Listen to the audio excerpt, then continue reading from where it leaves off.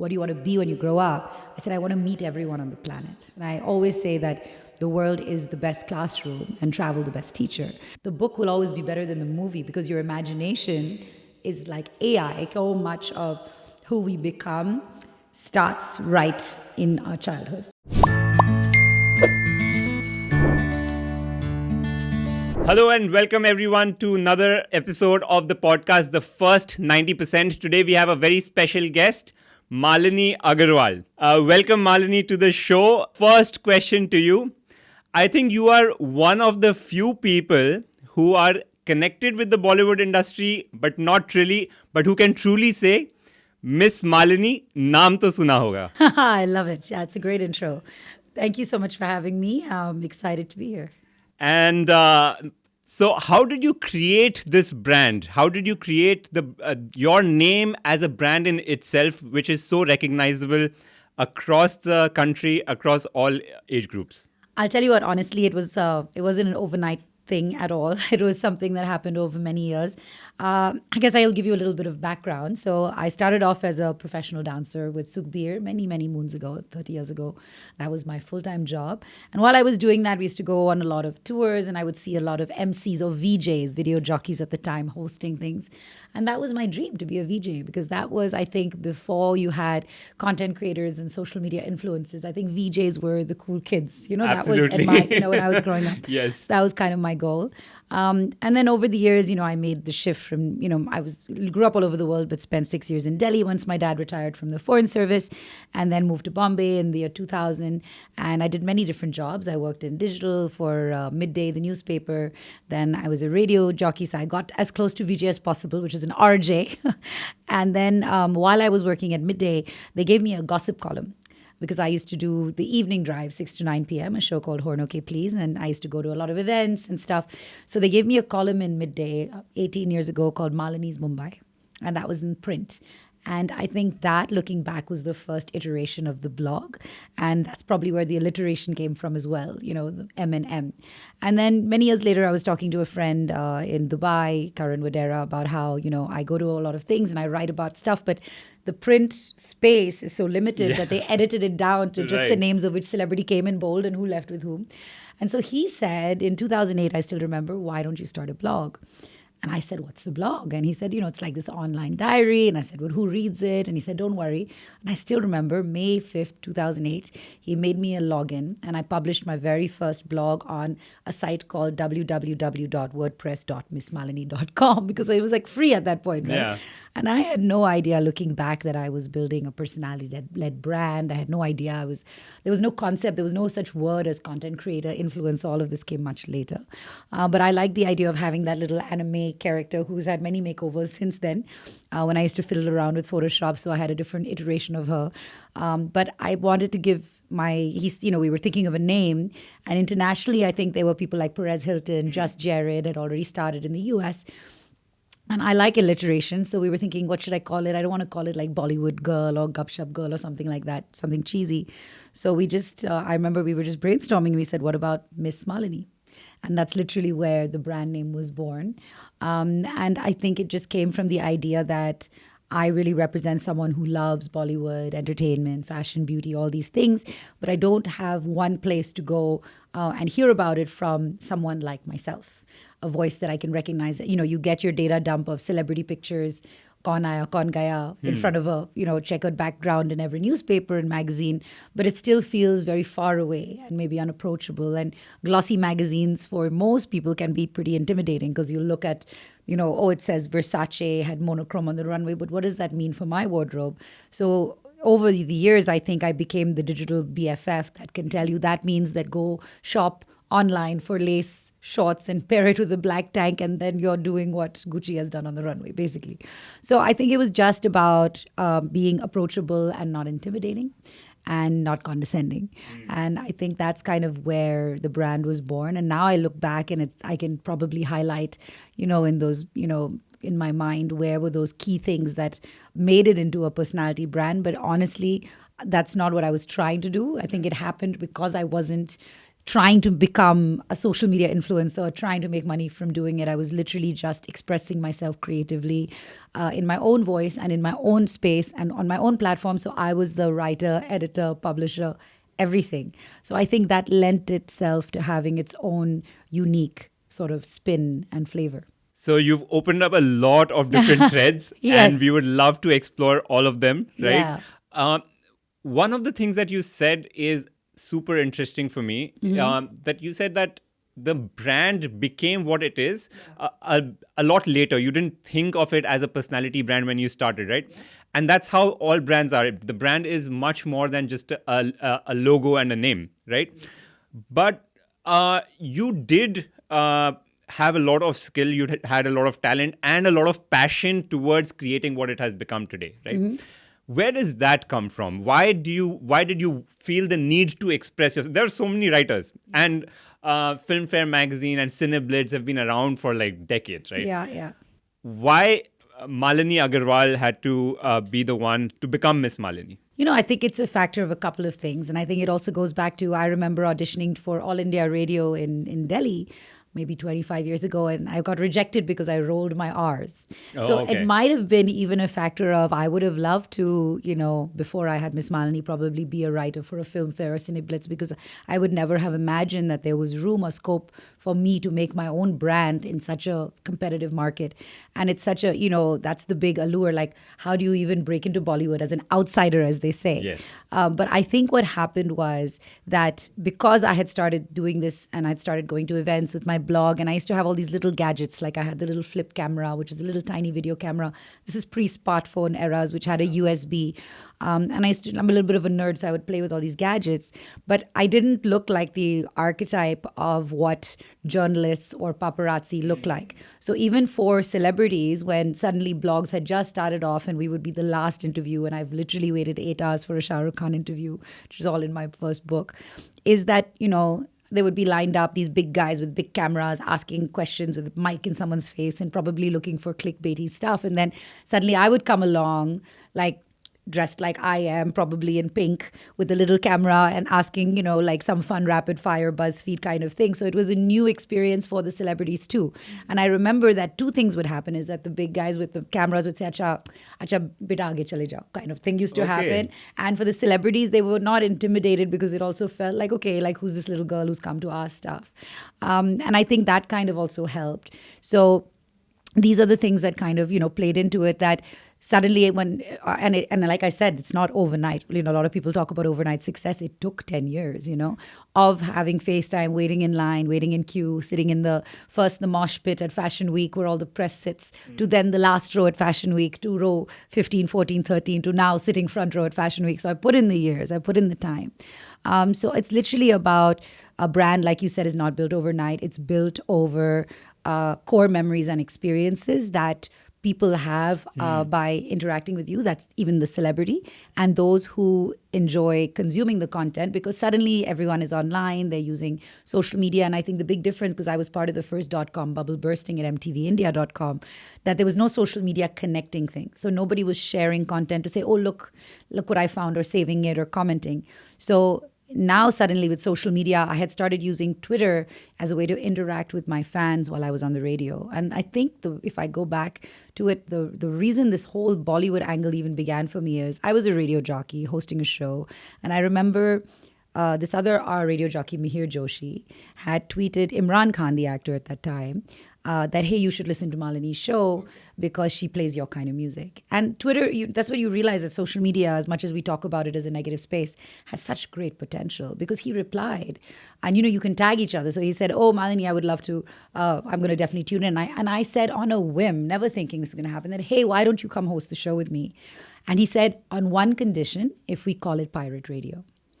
And I was like, done. Okay, yeah. And Imran Khan has the next week come to the radio station in Tardeo and sat for 3 hours in front of me playing his favorite English songs. And he explained to me why he loved the idea of calling it pirate radio, is because initially when, in the UK, they were not allowed to play pop music or rock music. They had to broadcast from the ocean or offshore. Okay. And there's a movie called Pirate Radio about it. And then I made it a thing. And then again, the next person I Facebook messaged, DM'd, Farhan Akhtar and said, would you like to be on my show? And he came. Now it's probably a lot harder to, DM Farhan Akhtar and ask him for anything. But this was, I guess, the initial stages. And so social media played such a crucial role. So all these little things that happened, and I guess right time, right place, using the right new technology, not being afraid of it, I think that was key. What I'm hearing from you is a lot of not just your ability or your passion, but a lot of grit and resilience as well. I think it's grit, resilience. It's willing to take chances, try new Yeah. things. And I think for me, a lot of it is also FOMO. Okay. I think definitely, like I do, before this was termed FOMO, I definitely exist on that. I have a very I'll sleep when I'm dead kind of philosophy, which is probably not the best. But I think that what happened is that I love the entertainment industry, but I also felt that so much of tabloid culture is so negative and clickbaity and, always looking for twisting a story. And this is why celebrities are so guarded. Yeah. Right? Now they have their own social media so they can express themselves. But I think we took a call pretty early on to be a positive first media company. And that probably goes against the grain of thinking, like, how can you do Bollywood gossip without gossip? Yeah. But we survived somehow. There is an audience for it, for happy, upbeat content. Got it. So the show is called The First 90%, right? Yeah. We firmly believe that our childhood experiences shape what we do later on in life. Yeah. And you've been talking about how even many, many years ago you wanted to be on All India Radio, or you Yeah. wanted to be a VJ, or even things like you wanted to be a writer. Where do those desires and experiences come from? What was your childhood like? Where did you sort of develop these interests? So honestly, I had a fabulous childhood. It was very unique, I think, because my father was a diplomat. He was the Indian ambassador. So I was born in Allahabad, but at 6 months old, we moved to Somalia, then Lebanon, then Greece, then Bulgaria, then Germany, then Ivory Coast. And every 3 years we moved. And once in a while, we would come back to India. So I did a couple of years at modern school, Barakamba in Delhi, left again, then came back. So we've done, junior Raghav Singh, modern school, all of that. And so I've had a really interesting childhood where my best friends were from Korea and Zambia. I grew up, in such vastly different environments. And I always say that the world is the best classroom and travel the best teacher, because that education taught me so much about self-expression. It forced me to have the confidence to make new friends. Every 3 years, I had to make a complete new set of friends, and understand people in different languages and different experiences. And I think some of the writing and stuff always came from, because my father always kept a diary. So I had gotten into the habit of writing a diary, a daily, literally, dear diary, this happened today. And I think on every birthday I used to get a new diary. And so that would be something I would start. I still remember I have an inscription my dad said at age 9, I hope you live to 99. And he would always write the first page of the diary for me. And I remember, I'm left-handed. And I remember in school I always wanted to learn calligraphy. But at that age, they never had left-handed calligraphy pens. So I couldn't do it. Now they have all of that. But I remember being really frustrated about that. And I think I still remember, and now when I think about it, it's funny. I remember when I was 3 or 4 years old, my mom tells me this, that when she asked me, what do you want to be when you grow up? I said, I want to meet everyone on the planet. Which is kind of a bizarre thing to say, but now on social media, you actually can do it. I want to meet everybody. Yeah. Just again, FOMO. And then I remember I was like age 10 or 13. My mom had submitted one of my poems to Reader's Digest and it got published. And it was really cool. And I used to write for Target magazine. Like as a kid, I always used to love doing that. So I think that love for writing was always there. I just didn't know, whether I had a book in me. Now I've written 2. I just didn't expect that. And blogging became such a great therapeutic experience for me because I love the art of writing. I've always been a voracious reader. So I think a lot of it comes from that. And I think a lot of it is owed to my parents and upbringing, honestly, that there was never a limit to how many books you could buy. In a toy store, you had a limit on birthday, a certain amount of toys, but there was never a limit. You could buy an unlimited amount of books to read. And you would read all of them. And I would read all of them, and I loved them. And I got really into the whole, in my childhood, there was Nancy Drew, not Harry Potter, or pop-up books or whatever. And there was just never a limit. So even till this day, you'll find books all over my house. And there's some that have just been read and loved to bits that, I've just read over and over again. And I think that played a key role because they always say, and that's why I love radio. Radio is the theater of the mind. The book will always be better than the movie because your imagination is like AI will generate the most fantastic, most appealing version of the story visually in your mind to you than anybody else ever can. And I think that played a big And do you role. think that those childhood experiences shaped how you, what you achieved in your career? 100%, absolutely. I think it made a huge difference that I traveled so much, that, I had read so many books, that I'd had so many interesting interactions with people. And I still remember this, I remember being 9 years old and playing Barbies with a friend of mine, and she happened to be this Jewish girl. And, we never used to talk about politics or Yeah, religion or any yeah. of that. But I still remember, in the Indian Rakhi, very often there'll be a swastika. Right. Right? And one of the Rakhis was broken. You know how kids' toys are in all the pieces. And when she came over, she saw it and she picked it up and she threw it because of her experience. And I don't know how, as a 9-year-old, I had the wherewithal to explain to her. I was like, no, it's the other way. And this is a symbol from Indian culture. And she understood it. And it was probably my first diplomatic act ever as a 9-year-old. But imagine 2 9-year-olds having a conversation about this, sitting in Greece, playing Barbie dolls. And I would never have had, and I don't even know, nobody ever sat me down and explained the Holocaust to me. But it must have been the experience of growing up, and nobody ever explained to her this Indian culture. But imagine that little interaction has stayed And with you- me. and so you many- still remember And I it. remember it as Yeah. a very key thing in my mind.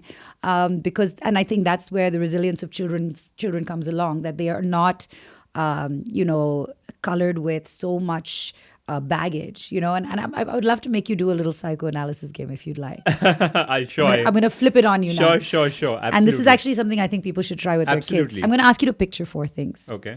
And I'm going to tell you what it means. Okay. And then when I tell you what the 4 questions are, you'll see why I have to do it this way. Awesome. I love it. Yeah. So I want you to picture a cube. CUBE. Any Okay. texture, any color, Okay. any size. Something will come to your mind. There are no Yeah. wrong answers. Okay.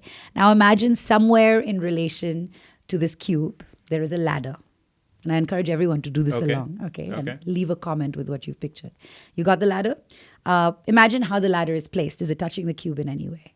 Got it? Now imagine into this picture, there enters a horse. Okay. What does the horse look like? How do you feel about it? What is it doing? Got it? Now finally imagine a storm comes. What, if anything, happens to the cube, ladder, and horse? Now describe your cube. Yeah. So the cube is started off being like a medium size, which you could hold in your hand. But when the horse came, I think. What was it made of? What color was so it? it was like made of. It was brown in color, like a golden retriever, and that is the texture of the cube, right? So it's like Amazing. furry and Furry. yeah, Amazing, yeah. The ladder is like a steel ladder. It is placed on one side of the cube. It is not so it's like Leaning on it or just leaning okay. against the cube. Yeah. It's a white horse Yeah. with like a blazing white Mane. mane. Comes galloping Yeah. into the scene, and then just comes and stands Yeah. next to the cube. Right. Okay. The storm comes. The storm now at this point the cube has become very big. I love it. It was supposed to be small, Yeah. but now at this point it's Yeah. quite big. The storm comes. It tries to topple the cube over. I don't see the horse in when the storm comes, but when it tries to topple the cube over, it tilts it, but the cube comes back to its original position. I don't really know what happened to the ladder.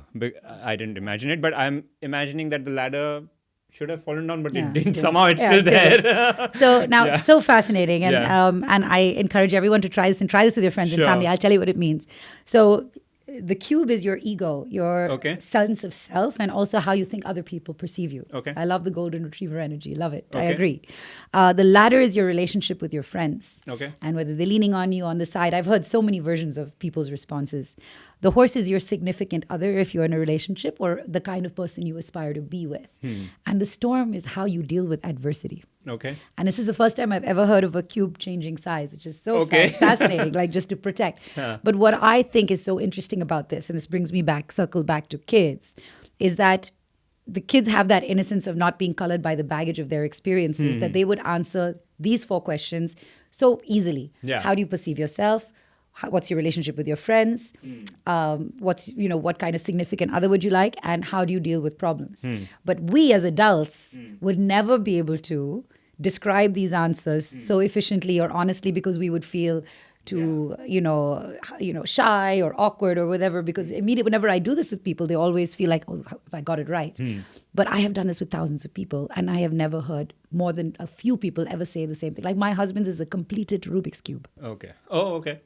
So many different ones. I've heard glass cube. I've heard someone then when the storm came, the horse in panic ate the ice cube. So, there's like lots of different versions. But I think it's just so fascinating that if you allow people that freedom to be new, which I think that's kind of what childhood affords you. So there's also a biological reason to it. I don't know if you know, but so because we deal with kids, right? Every child is right-brained, by the way. And as they grow older... Oh, is that right? Yeah. Even left-handed ones? So right-handed ones, yeah. Yeah. So left brain is what is responsible for your logical, analytical, experiential thinking, sequential thinking. Right brain is abstract, creative thinking, right? So if you think about it, when a child is born, they don't have any experience, they don't have any logic. Yeah. But if they have to think, if they need food, they'll just cry. Yeah. They cannot express themselves that I want food, that's why I'm like cranky, right? Because that logic side of the brain doesn't exist. When they start becoming 6 years old, that's when their right brain starts becoming left brain. Now they're logical. So now they're thinking in sentences. So what we always say is that a child, imagine a baby comes into the world, they don't know any language. Yeah. So how do they think? Because we adults, we are thinking one sentence after another in language. So they don't know any language. So they are actually processing thousands of thoughts all at the same time and in an abstract way, which is why we think that we also have a lot of reservations, but it's also biological. That that's the only way we know how to think, whereas kids don't have that constraint. Yeah. Which is why I love, is why I love the psychoanalysis games, because it makes you go abstract. Abstract, exactly. And I think this is fascinating, and I think that I'm sure you've seen it, but I just watched Inside Out 2. And both these films explain emotions so well. I don't know if you guys have seen the Pixar films, but I think that so beautifully encompasses, and I think, anxiety has been explained so well in Inside Out 2, is that all of us have these different emotions that develop over time. Yeah. And then you have to feel all your feelings, as we all know now. But I think it's just fascinating. But yeah, I think to circle back to what you're saying, I think so much of who we become starts right in our childhood. Yeah. So, that was a nice little deviation. But coming back to that point, right? Like, you said that your dad was in the foreign services. Yeah. Did you not want to go that route? Why not? See, honestly, so I am the youngest of 4 siblings. Okay. And my eldest brother was in, finance. He sold a insurance software company for 6 million Deutschmark years ago. My sister's a really high-powered lawyer. I have another brother in advertising. And my parents were never really hung up on you must do one thing or the other. Right. So I think we had so much freedom that there was never the thought that I must do what they do. I don't think I was always very academic, to be honest. I'm probably the less academic, more creative side. So, but starting off, just like every little sibling is, I wanted to do what my sister does. So she's a lawyer. I wanted to be a lawyer. Okay. For a while, I wanted to be a psychologist. For a while, I wanted to be an archaeologist. So it would literally be whatever show I've recently watched on TV that inspired me to do something. Yeah. And then I think over the years, I think I, do credit to my mom. She always encouraged me to do all the creative arts. So I was always in the dance team, in theater. She would make sure she sat front row with the video camera filming everything that I did. And, I look back at it now and saying, at the age of 18 or 19, being allowed to travel the world as a backup dancer may not have been something that everyone would be allowed to do, especially a girl in Delhi. But my mom was totally fine with it. And I used to, she would always make sure I'd get home safe and travel safe. But, she let me do a lot of these things. And she also let me at the age of 21 up and move to Bombay by myself. So I think that is also a lot that, if your parents give you the room and freedom and don't curb your enthusiasm in that sense by saying, just being too protective or afraid, and having that confidence that, okay, let me give them a chance. And it's also not like a one-time thing in your life, right? Yeah. It's their whole parenting style and their mindset towards parenting. I think it's also them. I mean, there's a much larger age gap between me and my parents, so I have to give a lot of credit to my sister and my eldest brother. Siblings as well. Because my sister is 12 years older than me, and she kind of low-key is my other mom. Like, she raised me, and she probably has less of an age gap. So I think that my elder brother and sister did all the breaking down of the rules with my parents that they might have had about late nights, about everything. And by the time I came along, I had it a lot easier. I still remember my sister would have to not go to a party after 8 p.m. But that's when it starts. But I never had those rules, because by the time I came around, they're like, okay, so full credit to Shalini for this. But I think it's a little bit about definitely environment, definitely exposure. And I think a lot of it is honestly seeing, and I used to, go over to friends' houses who are from different countries where you normally wouldn't meet. And I would try Korean food and I would know what, different things are about. I can say, I love you in like different languages and all these little things, really open your mind because you don't think of your world as so small and limiting. So I think that make it a bit difference. You also started a Girl Tribe, and you are a huge inspiration to women in the country. And I say it with all sincerity because I know women, I know girls, and I know my sister who's a big fan of you. And not just a fan, but also like there are girls and women who consider you a role model, right? So you are a legit inspiration to all of them. My question is, how do you feel about that? B, why did you think it was the need to create something like the Girl Tribe and that community? So honestly, again, so it means the world to me. And more than people saying that they like me because I interview Bollywood celebrities, I much prefer that they're part of the Girl Tribe or they, follow for some inspiration because that's something I built on my own. I think that the reason, again, this all comes down to right place, right time, and willing to try new things. So Facebook, because I've been around before Facebook. I've always worked with all the platforms from day one. They said they're starting something called Facebook groups. Yeah. And they said, Malini, would you like to start a group about something? Now, the obvious thing would have been to start a group about Bollywood lovers or fashion lovers. But I was like, maybe I'll try something different. And Women's Day had just gone by, and my team had done a whole series of content for Women's Day called Girl Tribe. Okay. And I liked the name. Yeah. And I was like, people keep talking about the toxic internet. And even my conversations sometimes are flooded with some random dude in my DM saying, hi, hello, whatever, nonsense about. So I was like, why don't I try an experiment? If the problem is that women's social media is unfortunately flooded, and I'm not saying all guys do this, but a lot of guys do this, unfortunately. What if I started a community which was only accessible to women? And so I called it Girl Tribe, and I added 100 of my female friends. And I said, you can invite other people in, but the rule is they have to be women, any age, anything is fine. And it just flourished. And now we're almost 100,000 women, and they're the global, all ages. My mom's in it, and she's like 85. And, the conversations are about literally anything and everything, from more flippant stuff to shopping to recommendations to really serious concerns about whether it's about parenting or abuse or anything like that. And people are so open. And I wanted to show that the internet doesn't have to be a negative, toxic space where people say, oh, what do you expect? Obviously, this is going to happen on the internet. Because if you create and foster an environment of positivity and kindness and empathy, the human race is actually wired, it's in my second book, is wired to help each other for human survival. We are, like you said, wired. We are. Absolutely. And all you have to do is create an environment of positive reinforcement.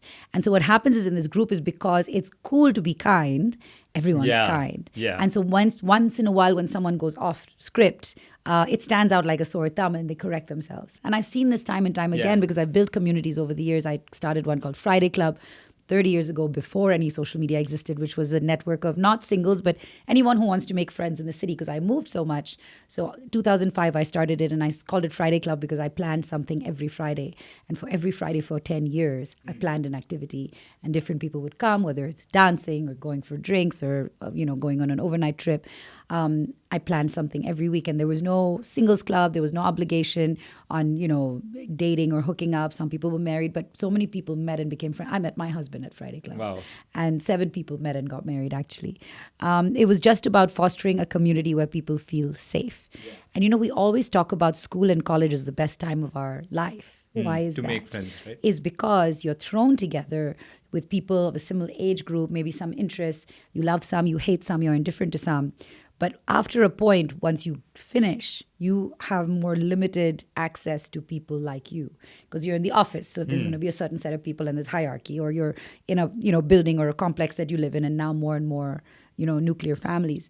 So you don't get access to as many people until the internet, where you get almost too much access. But I think that's the thing. It's about understanding the concept of community structure, which makes a big difference.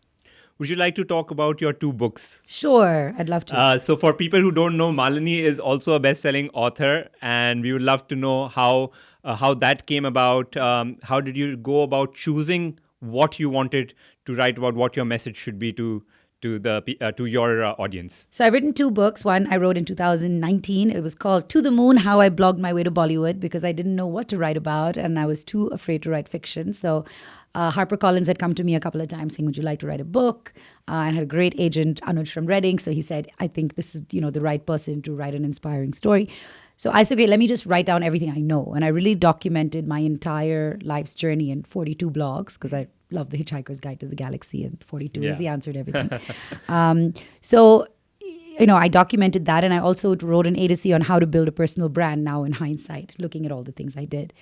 And then I had to write a second book because I'd already signed a 2-book deal. So I was like, what do I write about now? And then I thought, okay, now influencing is such a big piece. But the 15 years of doing it did take its pound of flesh and it's had its impact. So I said, why don't I write about my experiences and maybe process my feelings and my social media addiction through the book? So it's called Under the Influence, and it just came out. And it really documents my whole journey. And I think it's for people who want to become influencers or want to understand and unpack their feelings about social media. I think it's going to help a lot of people because we're generation after generation is increasingly being born with a device in their hand. I'm probably the last analog generation left. So I would love for people to read it, and maybe it'll help them process their feelings, but also understand how to navigate this whole virtual reality. Right. So another thing that people may or may not know about you is that, and especially because you're such a big brand by yourself and a media personality, is that you're also a highly successful entrepreneur. Yeah. Would you like to share a little bit about that aspect of your life and also the journey? You recently sold your company as well. We would also like to know whether that was bittersweet or was it exhilarating? So I can't take full credit for this alone because I've had 2 amazing co-founders. One is now my husband, Nasha Rizwanullah, and Mike Melly. We literally started the blog on my sofa where I would do all the creative stuff and he would field all the incoming requests. Like I still remember back in the day, Levi's offered me a pair of jeans to write a blog. That was probably like my first collab, as they say. Yeah. So it's been a pretty amazing and incredible journey. And we've, raised money. We've, been through the thicks and thins of entrepreneurship, been on the edge of our seats. I'm sure everybody who's been an entrepreneur has had that experience as well. And yes, we got acquired by the Good Glam Group a year before. And I think it's been amazing because we're able to do so much more now because we have so many sister companies. So it's PopXO, Scoop, Miss Malini, then Tweak, and then we also have the whole, content to commerce play because they have several other brands. They just had a very successful launch in the US with Serena Williams, Win Beauty. And I was able to launch something called the Good Creator Co., which is the largest ecosystem for influencers. Is it bittersweet? It's always bittersweet to, I would have loved to been, I would love to be going around buying companies and making mine larger. Obviously, I won't lie about that. But I think it's amazing that the 15 years of blood, sweat, and tears amounted to something, and everyone got paid, and we were able to pay our investors back, and everyone made money. And they always say it's harder to return money than raise money. So I'm pretty happy about that. And I think for me now, it's really exciting because I obviously still get to do what I do. And I get to do it with the backing of a much stronger, larger play. And I do believe that's where things are going. Consolidation of large companies into a mothership more than, individual brands is definitely the way to go. And I'm seeing that with creators. We've learned that from creators, the collaboration aspect anyway. And then for me also personally, I think making that shift from just being a Bollywood blogger to being able to do so much more. I'm able to write my books and do stuff on entrepreneurship. And I do a lot of speaking gigs now where I talk about the books. And I hope to one day start an academy. So I think it gives me a lot of room to play now. So where are you at right now? What's your next thing in life? What's your mission? What's my mission? For now? I feel like it's so funny. There's always a tick mark of what's next. And I remember the very satisfying feeling of putting the second book next to the first one and saying, I'm done. This is done. Because I was, lording over my head for so long. I think I like the idea of kind of now being in the present for a bit because I'm always looking ahead. And, I always used to think happiness is having something to look forward to. But the pandemic made me realize it's actually about being present now because forever is made up of a series of nows and we're going to miss it if we're always busy looking back or forward. But I think that it's really exciting times. And I like the idea of having been given this OG mother of influencers tag and hopefully do something good with that. We're planning to, build out this whole, we've got something called the Miss Malini Creator Squad that I launched this year, where I'm going to help young creators find their voice, help them use our Miss Malini trending platform as well to grow. So I do virtual workshops with them, meetups with them. A lot of them want to learn, how do I get invited to a party? How do I come meet a celebrity? And so we're giving them opportunities now. The ones maybe I didn't have when I started, or maybe I didn't need, or I made for myself. So I'm pretty excited about doing that and kind of creating this sort of next level of the next set of Miss Malinis, I guess. Wow. Interesting. So any last thoughts, anything that you want to share with the audience, any action that you want them to take after hearing your story? I think the biggest thing I've learned actually while going around and talking about my books is that I think we need to pause and understand our problem with social media is we're feeling this social media fatigue or this social media sadness because we feel not enough people are paying us attention, and we blame the algorithm, we blame social media. But I think that we step back and think about the fact that social media has its number one key in the title itself. It was meant to be social. And instead of looking at it as your platform where everyone should come and give you love and give you dopamine, think of it as your free, like the comfort of your own home business class ticket around the world, that you can go and meet anyone, like 3-year-old Malini wanted to do. Anyone, anywhere in the world you have access to. You can go leave a comment on their page, the biggest or smallest celebrity or anyone you love, and they will probably see it. And how cool is that? And I don't think we're using social media correctly if we're not spending 90% of our time online, going out and engaging with people, as opposed to putting up content and waiting for someone to come to us. So that would be my advice. Thank you so much. This was just an amazingly interesting conversation. Love the game that you played with us. Please try it at home. We'll do that. Thank you so much for coming. Thank you.